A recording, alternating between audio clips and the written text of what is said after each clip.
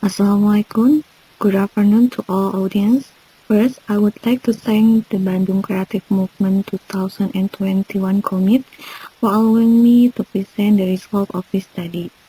Introducing me, I'm Sari Yuningsi, who will present a study entitled Study of Zero Waste Pattern Cutting for Sustainability Batik Shirt Products. The development of clothing style are increasing and bringing change in clothing consumption in society high. Now clothing is needed not only for functional needs but also as a lifestyle. The existence of this change can positively influence the economy, but on the other hand, there is a negative impact on environmental perspective. According to Desanen, the clothing production process will produce approximately 15% of waste.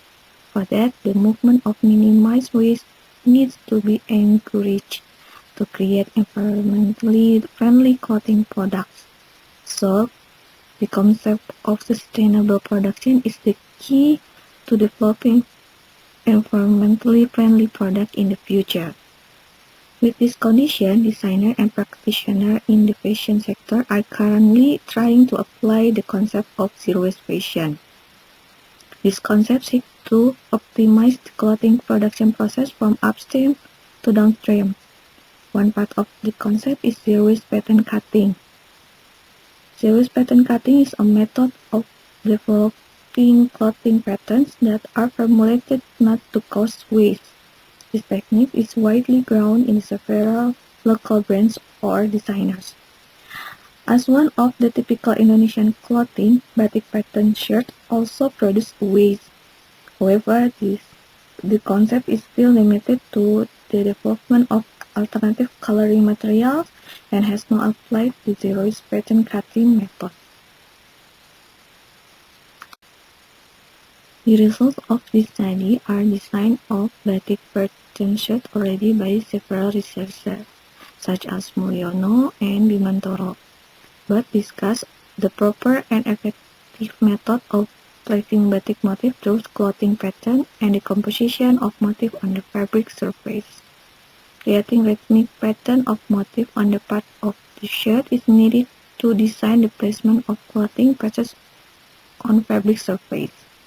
In addition, to produce a good harmonization of batik motif, it's necessary to pay attention to continuity of the motif on the side, sleeve, cuffs, collars, and pocket.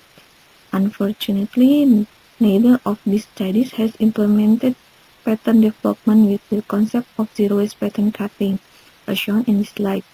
So there is still opportunity to generate waste.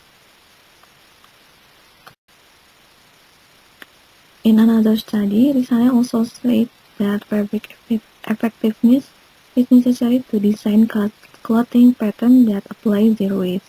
However, zero waste pattern cutting concept, the existing shirt pattern developed by the previous researcher, cannot be used because it has different fabric size, so it needs to be studied and adjusted to the design shirt product. Here are the shirts developed by Lisanen and the shirts produced in this research. Based on the studies, the formulation for the designer of environmentally friendly batik pattern shirts, namely formulated to aspect of the function and structure of clothing pattern that apply the zero waste pattern cutting method, and decorative element accurate through the placement of motif on the shirt part. In this case, the clothing pattern or zero waste pattern cutting plays a role in designing the batik pattern shirt production process.